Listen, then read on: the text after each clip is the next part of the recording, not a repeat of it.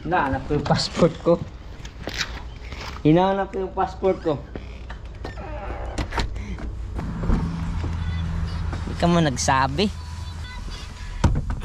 Alright guys. Good morning.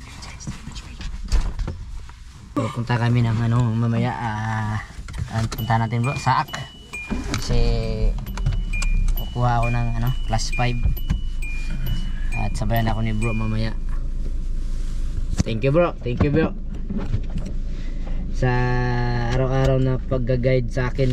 Salamat bro. Siya ang nagga-guide sa akin, siya ang nagtuturo sa lahat ng mga kailangan na gawin dito sa Canada. Ayan, nagpapasalamat tayo. May isang Pilipino na tumutulong sa atin. So, ayun, ngayon mga idol, punta kami sa saan tayo punta bro? Sa restaurant. Kain muna tayo, gugutom na ako. Nagugutom na si idol. Kain muna kami.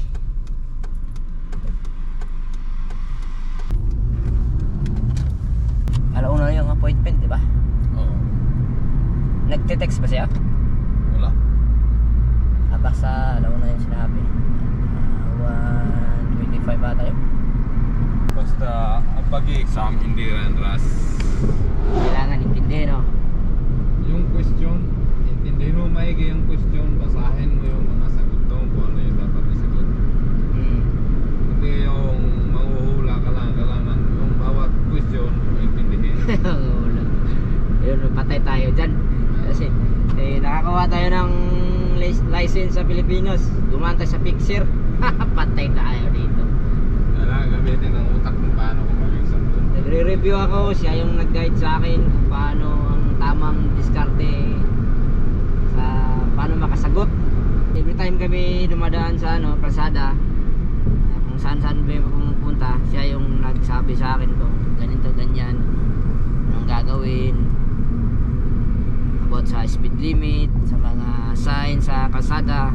Siya yung nagturo sa akin paano ang tama. Saka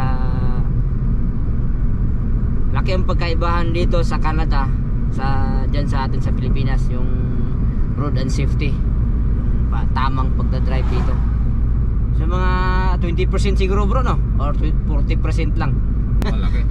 Malaki talaga. Kailangan mo i-adapt yung driving system dito sa hindi lang na porque marunong magmaneho na basta ka lang tatakbo sa kalsada, hindi maganda yun. Nagkukos yan siya ng accident. So pakipollow na rin sa niya, sa Facebook Reels niya, sa Rizal Binan Bonggol. Yung mga idol.